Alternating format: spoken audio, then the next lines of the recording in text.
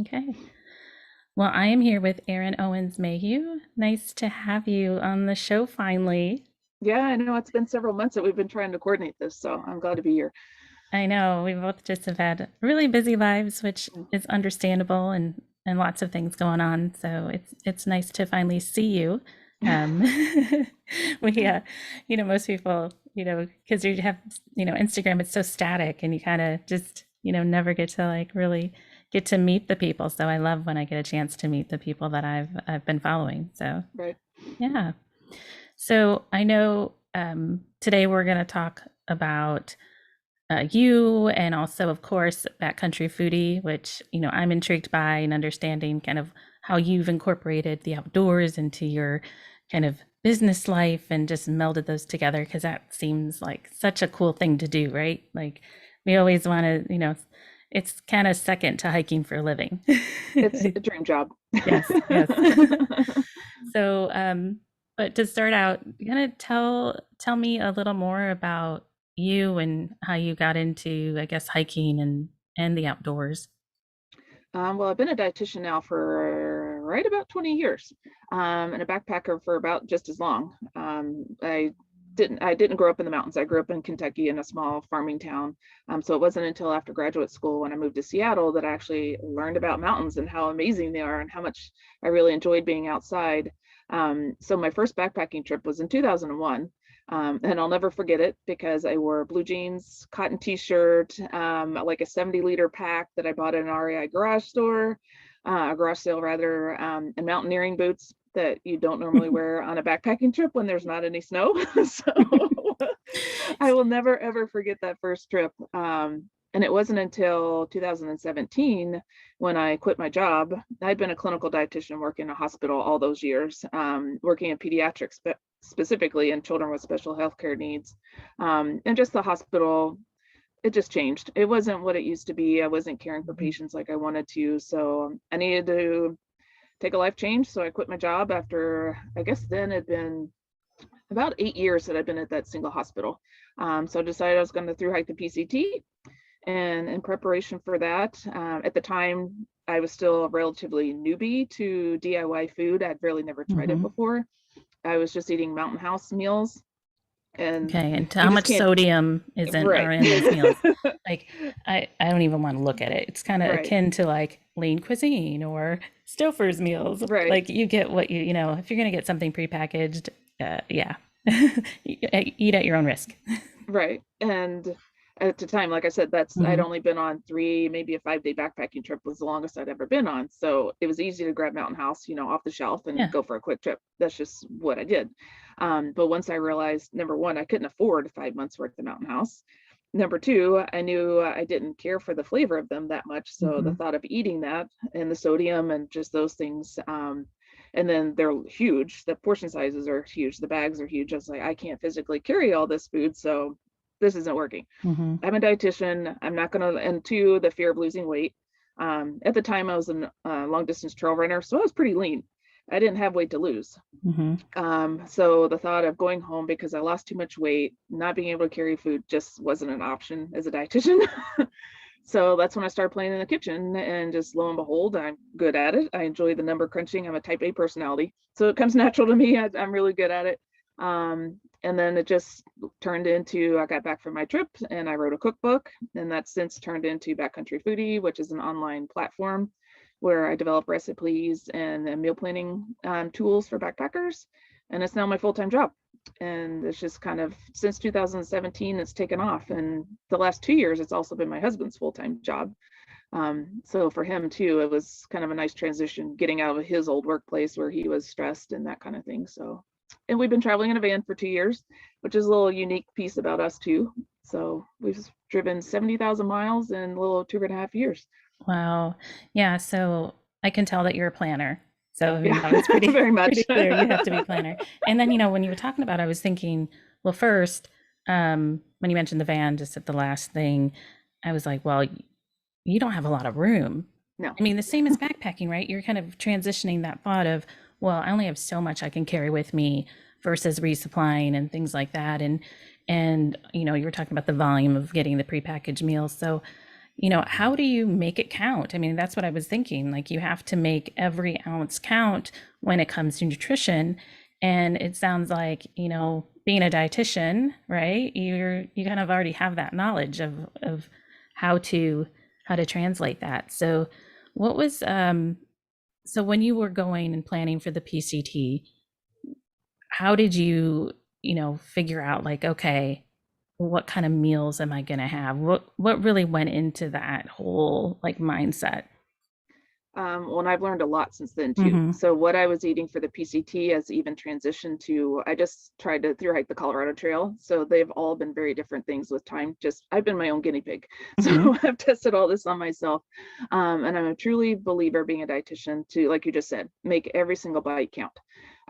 Because if each bite has carbohydrate, protein, and fat in it, you actually eat less food because each and every bite has what you need in it versus, like, I use as a comparison the typical like a tortilla and tuna and like cheese or mayonnaise or something on there. The tortilla is your carb, tuna is your protein, and the mayonnaise is your fat. You have to eat three different things that are relatively large volume for a meal. Whereas if you were to eat something, my favorite thing to talk about is quinoa, has all of those things in each and every bite. So ultimately, you can eat better nutrition and a smaller amount of food, which means you don't need as much space in your pack. You don't need as much water to make it. You don't need as much fuel, and it doesn't weigh the same.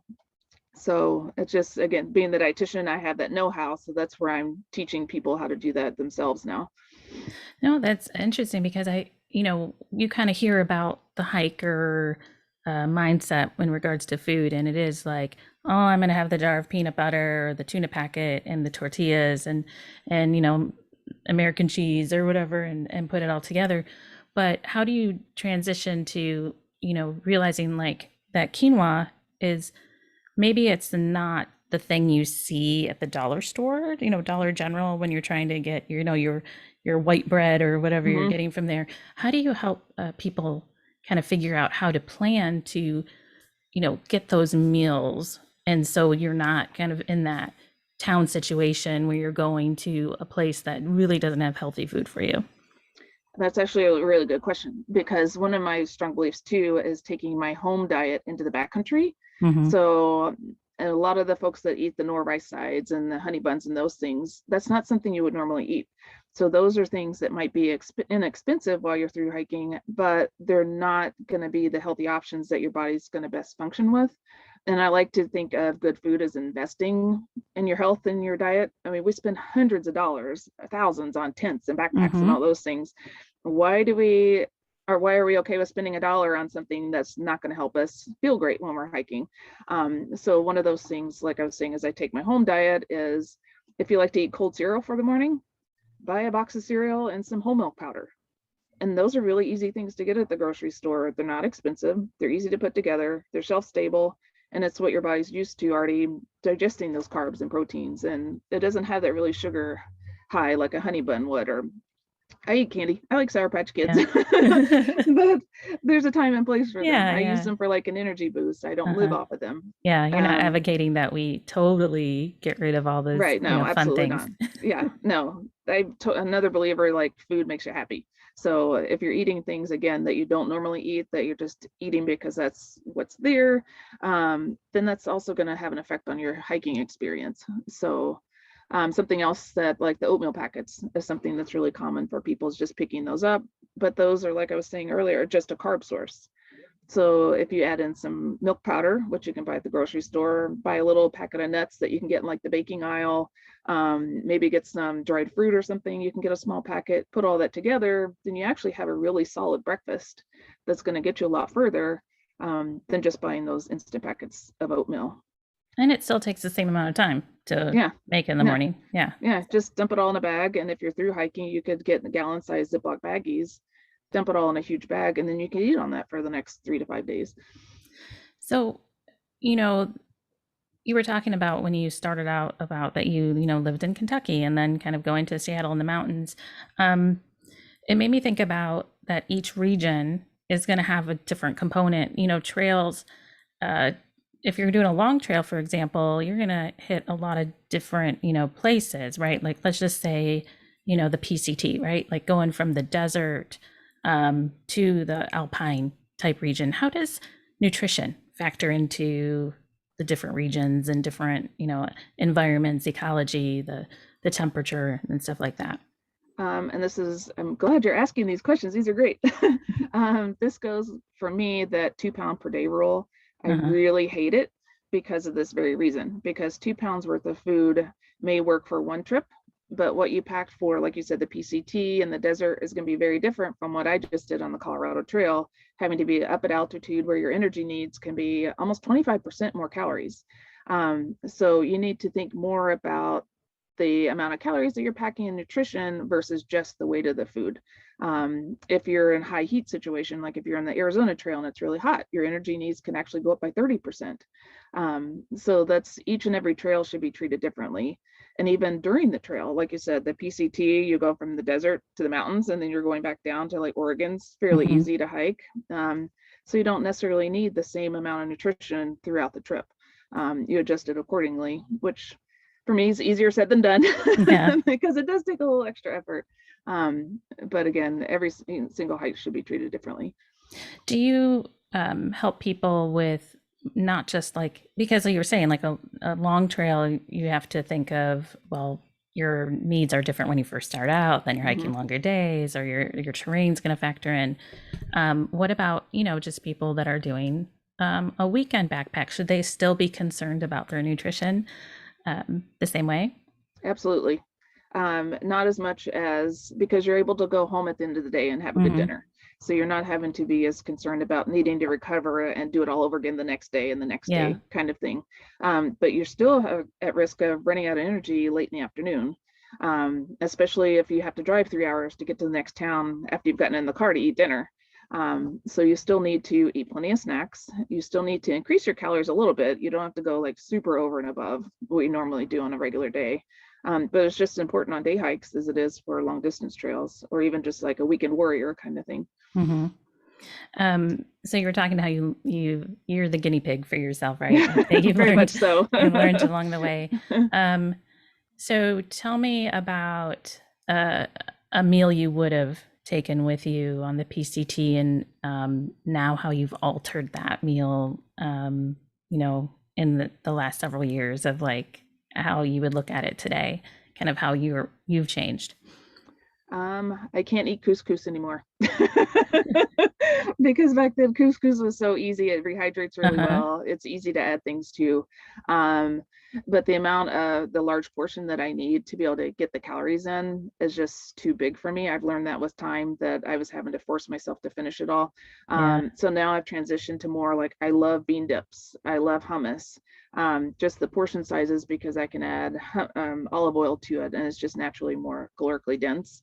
That I've transitioned to more of those kinds of things that are lower volume, because I don't feel like I have to eat this enormous meal to get the same amount of nutrition. I love pesto now. Hmm. I didn't realize pesto was an easy thing to do at the time. So I do a ton of pesto pastas, deli pastas. I make cold soak now. I didn't know what cold soak was when I first started. Hmm. So I do a lot of cold soak things now that I never did before. So been a lot of really bad meals along the way, I will But tell me, say. I was thinking about the bean dip, because all I could think about at first was like how different it must be from, going to the convenience store and you're getting the Frito-Lay, Mhm. type of bean dip. That's the one I grew up with, unfortunately. Um, but so how do you, give me kind of the breakdown of how you can make a bean dip, um, ahead of time and dehydrate or whatever you need to do so you can have it on the trail. What would that look like? And this goes again with my belief of using just regular Hmm. food you'd eat at home. Is just find a recipe of bean dip that you like fresh. And all Hmm. you have to do is put it on a dehydrator. It's really that easy. So if it happens to have some sort of fat in it, then leave the fat out because it doesn't dehydrate well. Okay. But just go ahead and make it. And a lot of people will, once it's dried, it's called a bark because it breaks up into kind of big chunks. But the key is to make it rehydrate really quickly, is to put it in like a bullet blender or a coffee grinder, so it turns into a powder, and it literally will rehydrate almost instantaneously. Okay. So it's super easy to make at home and it's super easy to do on trail too.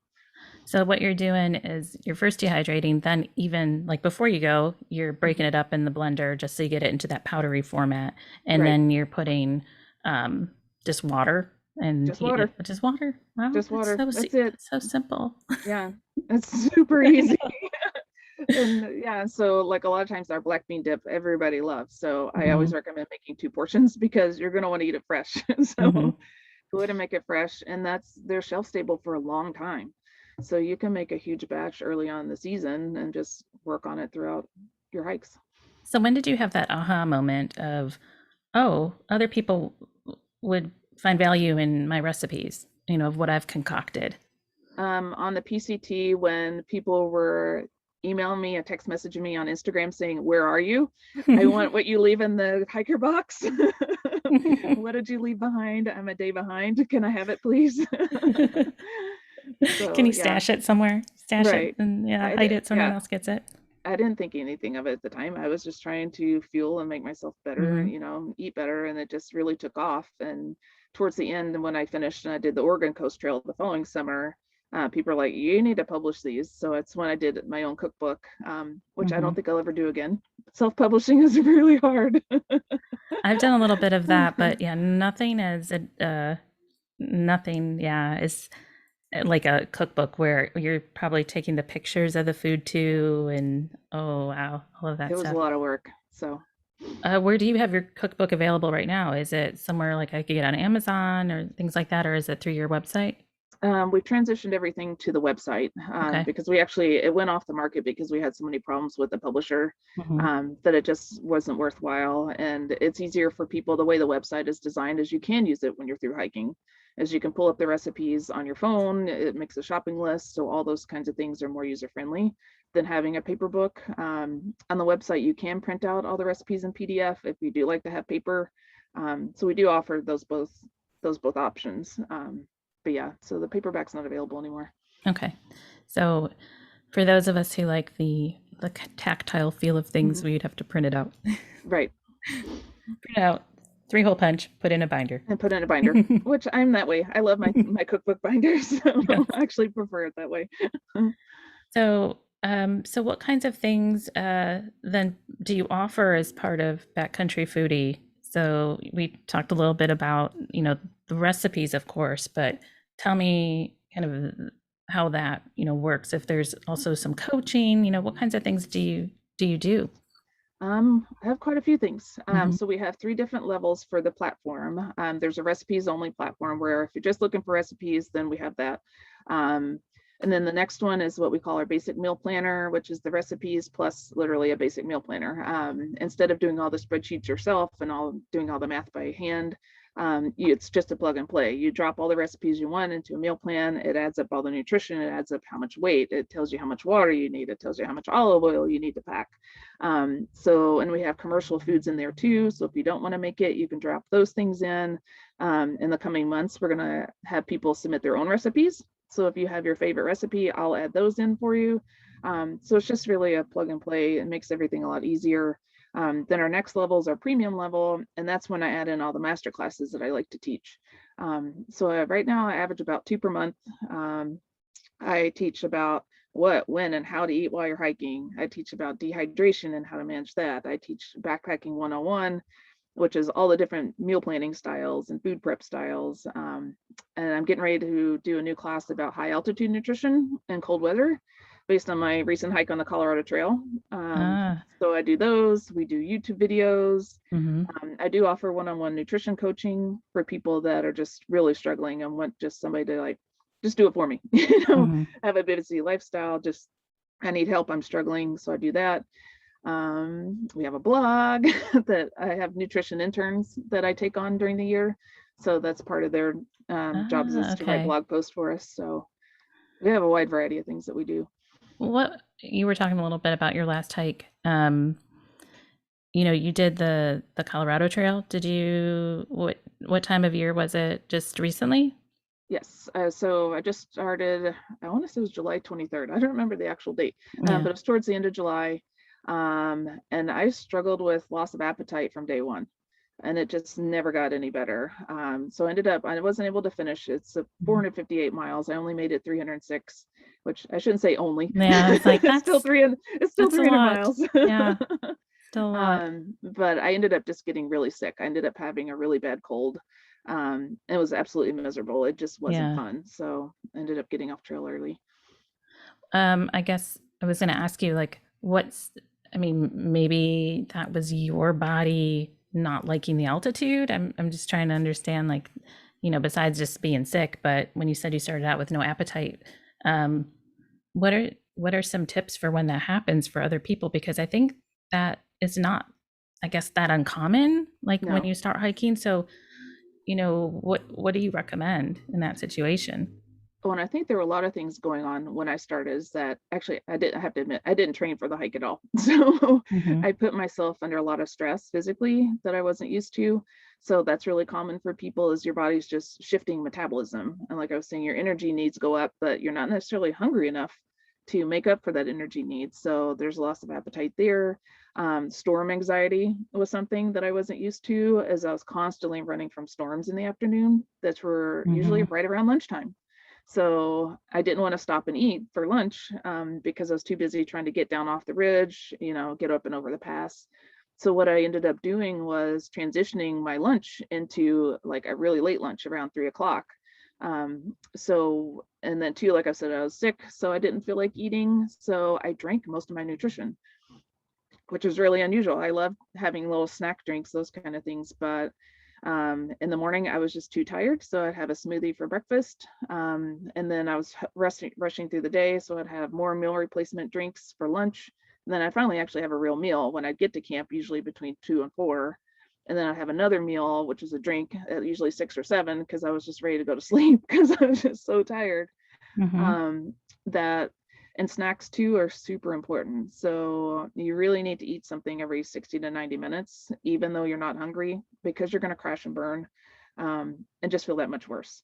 So I was drinking those snacks too, just to kind of keep myself always having something. Do you recommend that we kind of portion those out? Because otherwise, I know I could see myself, I have a Ziploc over here with some other stuff in it, but like, okay, I just have this Ziploc of like nuts or something, and I'm just digging in and digging in and digging in. So how do you recommend like that portion control and really being, I guess, cognizant of how you're, taking in your calories? And actually, again, being the planner that I am, Mm-hmm. is I plan out my day. So I have a solid breakfast. It's usually, and this is through hikes, so 5 to 700 calories for breakfast. And then, like I said, so depending on how many hours I know I'm going to be hiking between breakfast and lunch, then I'll plan out usually 250 to 300 calorie snacks, again, depending on how hard I'm hiking, if it's easy or not. So then I keep those actually in my hip belt pocket. So I know they're there. I know how many I've gone through. Then I Okay. do the same thing after lunch as I have my snacks planned out in my hip belt pockets. So it's kind of a constant reminder that I need to eat these because I know they're still in here. And then I have a really solid dinner. And then depending upon how much dinner I had, I usually like dessert, which is really disappointing on the Colorado Trail because I didn't eat a single dessert. Oh. And I love sweets. So you um, so what's your favorite I guess recipe that you have for dessert that you've crafted? my key lime cheesecake, Oh and my it's gosh. so easy. It And you can sounds, bring that on the trail? oh What? yeah, it's just instant. Honestly, it's just instant pudding, whole milk powder, some Mhm. key lime, or excuse me, lime powder, the true Mhm. lime powder that you can get at the grocery store, and graham crackers. Oh That's my all it is. gosh. It's super easy. And to get the cheesecake consistency, you just add less water. So it's not the pudding consistency. It thickens up to more of a cheesecake Uh, consistency. oh my It's gosh. amazing. It's so delicious. I was so disappointed that I didn't want to eat it because it's my favorite. Yeah, so I'm sure you're used to people like surprised, like, wow, you can do that and you can bring Mhm. that on the trail like that. You're wow, like I never even thought of that. And it's normal food. Yeah, I'm thinking of dessert is, like a Snickers bar or, this Right, or that, just like, basic stuff like a pudding cup or, right, and, all of those things. But yeah, and you probably then also don't get as sick because you're not doing the same thing over and over. I mean, you can if you like, a certain right. dip or something, but you can easily, I guess, have some variety And into your, flavor fatigue is real. I mean, yeah. there's certain, like I said, couscous, I can't eat it Hmm. anymore. So, because I've just eaten too much of it. And like I was saying, our recipes are designed to be shelf stable. Okay. So you can make several portions and not have to eat them all at once because they're not going to go bad. So if you want to, and I like to encourage people in the off season, just go ahead and make your food, Hmm. because that way, when you do decide to go hiking at the last minute during the summer, then you have food on your shelf. Just grab it and go. Because you Um, don't, yeah, if it's shelf stable, then you don't have to worry that you don't have to worry then about it. do it on those really stormy days that you're not Right. getting outside and you have something to Right. do. Um, so how much, what's like the percentage of what you create that's like cold soak versus uh, heat up versus not even, just using as is, like, just or hydrating it again? And for Do you me, have a that's variety? for the website or how I Yes, for the, personally plan. well, I was going to say, well, it would probably be both, right? Because what you've, Right. So I right. would say how I personally plan is depending upon the hike. Hmm. So typically when it's colder, I like to have a hot drink at night, which is what I expected to get on the Colorado Trail, and that didn't happen. And if they're, let's say you're going to be in the Arizona Trail where water's scarce, then I'm going to do more of the no cook things that don't require using a stove. So it's less water and that kind of thing. On our website, actually, I haven't looked at the distribution recently, Hmm. but we have 177 recipes in there right now. And I know at least 50 to 60 are no cook out of Hmm. those. And a lot of those you can cook if you want to, if you like it hot, but you don't necessarily have to. So, I mean, we've got a pretty good wide distribution. I think, like I've been talking about the meal replacement drinks, I think we're up to almost 20 Hmm. different meal replacement drink options. Um, so, So we've talked a lot about the meals themselves, but we haven't touched on one of the other key things, which doesn't have any calories, but very important to people, is the water mhm, aspect and how much water to drink while on the trail.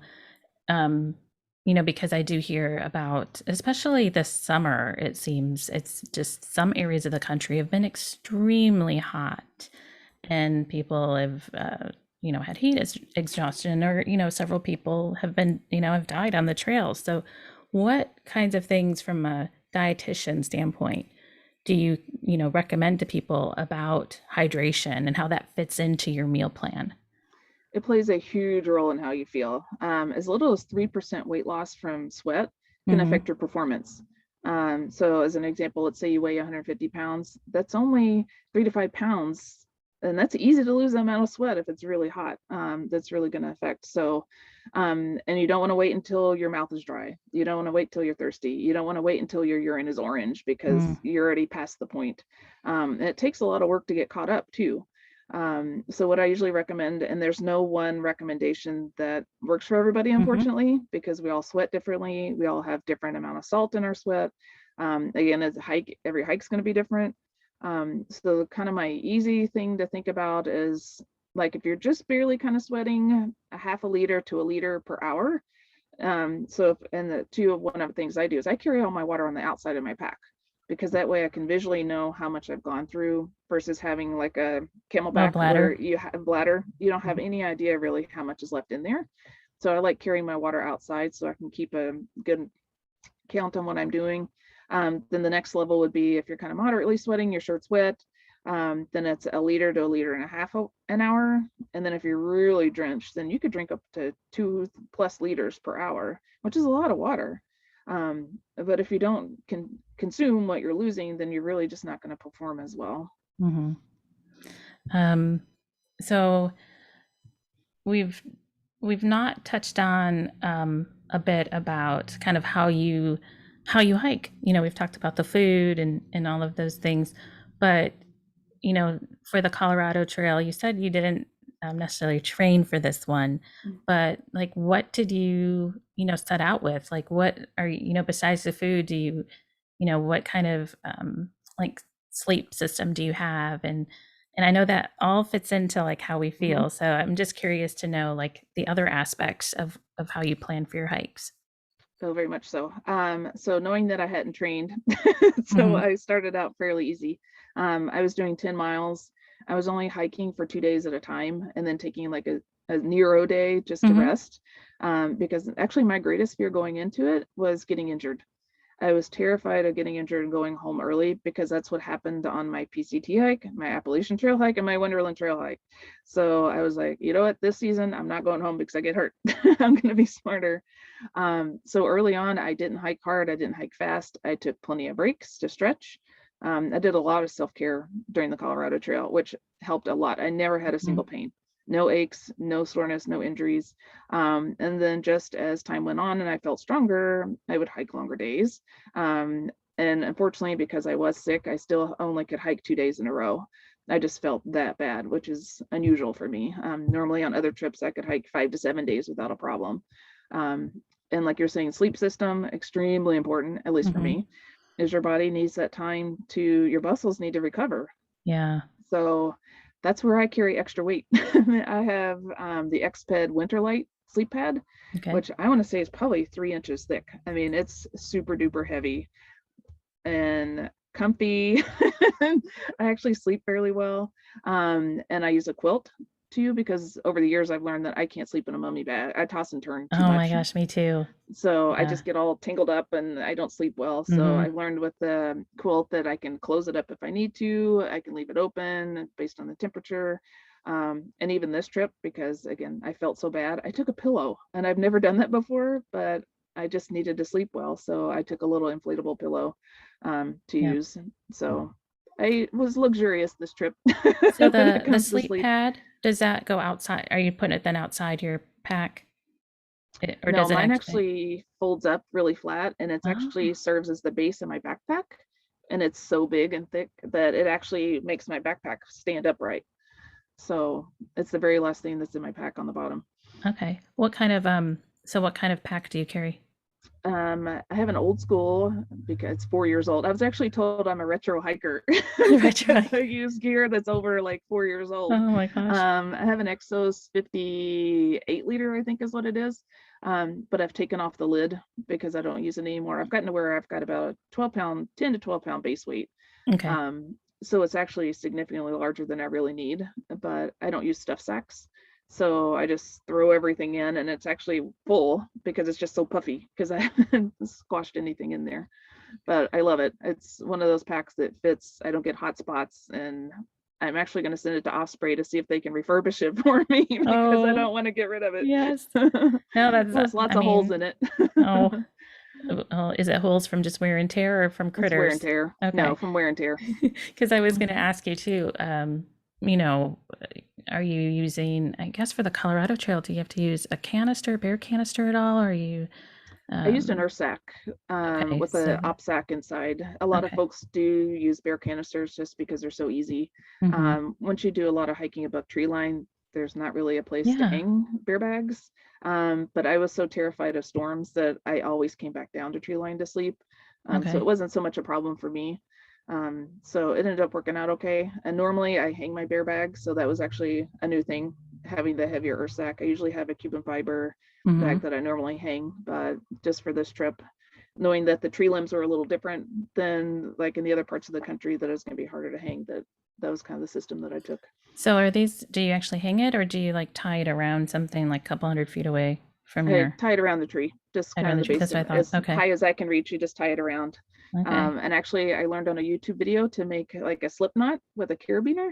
So it was super easy. I would just clip it on and then I'd walk away instead of having to figure out how to tie it because I don't tie knots very well. So YouTube video, Ursac Ah, slip knot. all right. I'm making a mental note here. Yeah, it was super helpful. um, what, I guess, what surprises you the most, I guess, or does it surprise you the feedback you hear from the feedback that you're getting on the recipes, on the experience? Has any of it, I guess, surprised you? Yes, because I'm not used to hearing those kinds of things. That it feels really great that my work is Mhm. helping people. That was something that was with my old job. It felt really rewarding knowing that I was helping children grow and develop and those kinds of things. So now I've been able to take what I'm passionate about and I'm good at and help other people function Mhm. better and feel better on the trail. And we've got customers right now in over 20 countries. So it's Wow. really wild to think that my food's in like I don't know, Peru, it's in Yes. like the Netherlands, it's in Australia. So it's just really, really cool. And then this summer on the Colorado Trail, I kind of felt like a little bit of a celebrity. They're like, oh yeah, I know who you are. like little me. I was like, I'm just a dietitian. Yeah. So it's been really fun to know that my hard work is helping other Hmm. people. Have you been able to also parlay some of the stuff of working with children? Have you worked with any younger hikers at all? I haven't yet Uh-huh. because my previous life was with children with disabilities. Okay. So it was a It's a completely different. different skill set from that. So that's actually something I do get a lot of questions, and I don't have children myself. Hmm. So I've never dealt with a picky eater. And those are usually the questions that I get is, how do I deal with my child that's a picky eater on the trail? Yeah. So that's actually, we do have some contract dietitians that work for us. So I Okay. reach out to them that they have children and they have those experiences. So I usually lean on them for those kinds of help. Do you, you were talking about, going back to the guinea pig thing, do you like have your own kind of what you consider your test kitchen? Yes, and it's Hmm. caused a lot of stomach aches. I I call them my recipe development days. Is it Yes. because we do live in the van? It takes a lot of work to get like all of my gear out. So I get everything out, make a huge mess, and just test recipes all day long. So usually Hmm. after about 10 or 12 hours, I have a pretty bad stomach ache of combining things that either went really well or went really bad. Hmm. Do you ever like some of your close hiking friends? Do you ever say, "Hey, here, try. I want to see how this one works on the trail. Try it out." Do you have some? When we were stationary, I did. So Yeah. early on that I had a lot of my friends doing that for me, but since we're Hmm. on the road all the time, I haven't been able to kind of Yeah. really coordinate those kinds of things. If there was just like two or three things that you would want someone listening today to take away from our discussion, like what would be the key things that you'd want people to know? Nutrition makes a difference. Hmm. Like really, if you're struggling, if you've dialed in your backpack, if you dialed in your gear, you've dialed in those things, then you're still struggling doing your hikes. If you find that you're running out of energy early, stop and think about your nutrition. Maybe that's the next step. Don't accept that you have to feel bad when you're hiking. Like there can be things you can do just by switching up your food a little bit. So again, I feel like investing in your food is investing in your health. So I Yeah. feel really strongly about it because it does make a huge difference. So what's next for you? Well, now that we are moving out of our van and into an Airstream that's Hmm. permanently parked, we have full electricity, we have full water. So those kinds of things is I can spend more time in the kitchen with my dehydrator. So I'm really excited about trying like ethnic recipes that I haven't tried before. Hmm. I'm really just excited about trying more electrolyte drinks that I haven't done. So there's going to be an opportunity for me to do things that I didn't have the resources for before. We're looking into like physical products. I tested compostable bags this summer. So I'm really excited to try and maybe bring those on so that people can have access to those because currently you can only buy them in the hundreds of huge quantities. Oh, wow. So we're looking at being able to offer those to people now that we're in a stationary place and I can Okay. get to the post office and those kinds of things. Looking forward to teaching more classes now that we have consistent internet signal. So yeah, we're just getting started. I have a whole laundry list of things that I'm working on. And what about hiking? Do you have a hike that you're kind of looking at? Not right now because we just moved to Hmm. California. We're just excited to explore the area. Hmm. So we're keeping our van. We've decided that it's too convenient. So we're looking at just doing local hikes. We're looking at like the Sierra, is it Padre Mountains, I think here. I'm getting to know all the mountain ranges right here. And the Sierra Nevada mountains are really close. Hmm. They're within a couple hours. Joshua Tree, we'd love to go and start rock climbing. So there's plenty of things just locally that we have to explore before I really tackle another big one. Yes. Yeah. Well, how can people get in touch with you and where can they find, where can they find the recipes? Well, Mhm. you can find us at backcountryfoodie.com. You can find us on Instagram and Facebook and YouTube, all under Backcountry Foodie. I love chatting with people, so feel free to email me at erin@backcountryfoodie.com. If you're struggling with something, I can hopefully maybe answer some questions, or if you want coaching, or just point you in the direction of the resources that could be helpful. So yeah, All right. Well, I will put links in the show notes to all of those sites. I appreciate the time you spent with me today. I do not think enough about nutrition. I mean, of course, I think about nutrition, but not really of how it impacts your hiking and how you can, I guess, make better choices. And you've really given me some great ideas of making some better choices and still having the same amount of volume in your pack, you know? And it doesn't have to be expensive. So you can Yeah. actually save money not having to buy those mountain house foods. Yes. And two, you can test at home, which is something that I really recommend people doing. So a lot of our recipes are only cost $2 to $3. So if you don't like it, you're not out $10 to $15 Hmm. that you spent on a mountain house or whatever brand that you chose. Um, And do you, for some of your recipes, do you have to have a dehydrator or not no, all of them, right? majority of Okay. them right now, only 5, I think, require a dehydrator Okay, out of good. Because I was like, I 177. don't have one of those. No, no. And the Right. majority of ours, I've transitioned to doing grocery friendly ingredients just to make it that much Yes. easier to go to the store and pick up a few things and try them at home. Okay. So something for everyone, really, Yes. every type Right. of hiker. Right. Okay. Well, thank you again. This has Thanks been for great. having me. Yeah, I'm glad we finally caught up.